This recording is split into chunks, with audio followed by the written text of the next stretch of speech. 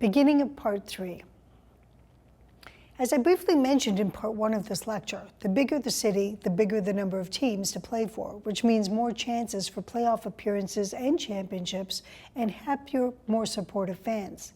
It also means more opportunities for junior leagues that feed into the farm teams of the major sports franchises, and beyond that, more likelihood for younger fans, kids and teenagers, to want to get involved in sports.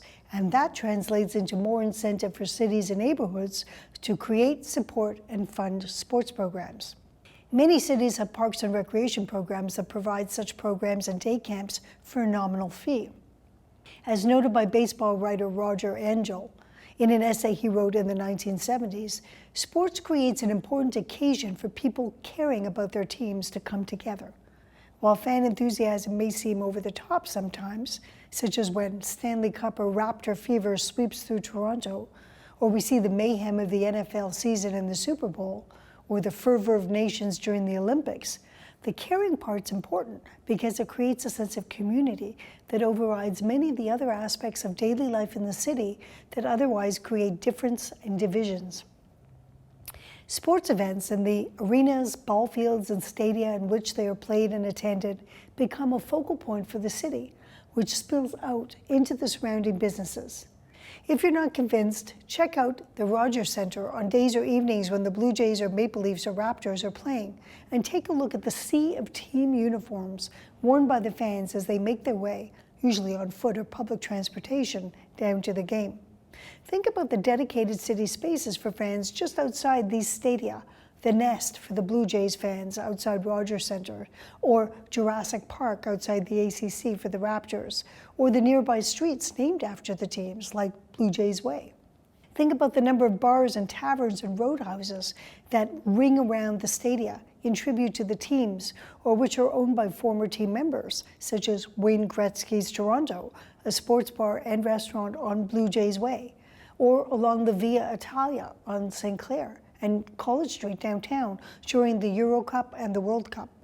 Think about the cars with team or national flags during an important sports series, honking their horns loudly with excitement, with equally enthusiastic responses from other drivers or pedestrians, or the masses of fans celebrating in the streets when an important major championship occurs and there is a parade, for example, down Yonge Street in Toronto, St. Catharines in Montreal, or in New York along Broadway from the Battery to the City Hall, significantly called the Canyon of Heroes. These urban stadia in some ways rival the temples of religion, which at one time offered a similar heady combination of ritual and entertainment to the masses, particularly to those who did not have access to the theater or the means to travel to sporting events.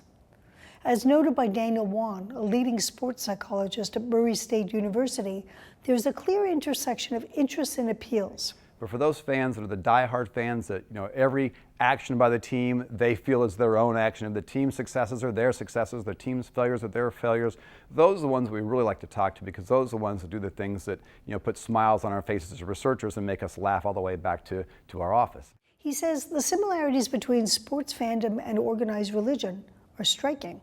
Consider the vocabulary associated with both: faith, devotion, worship, ritual, dedication, sacrifice, commitment, spirit, prayer, suffering, festival, and celebration.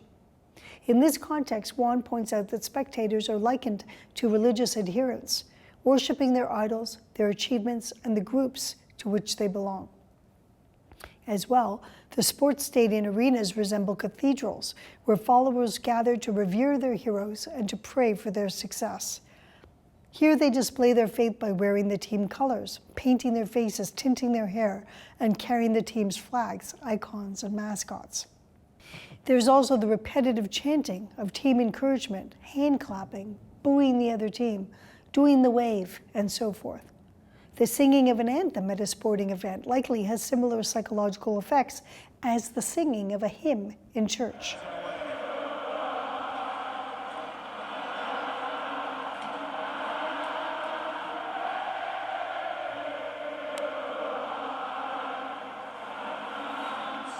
This correlation between sports and religion is very clear in Field of Dreams, which I mentioned earlier.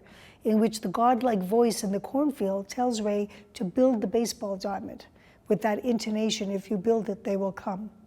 And at the end of the film, we see the long, snaking line of cars bringing people, like pilgrims, to his ball field. But this correlation between sports and religion is also clear right here in Canada. One example is the iconic significance of the Montreal Forum, which over the years and because of its capacity became, on occasion, a venue for mass services. Once in 1937, the Forum hosted the funeral of legendary hockey player Howie Morenz, who had played for the Montreal Canadiens and died of complications from a broken leg sustained in a game against the Chicago Blackhawks.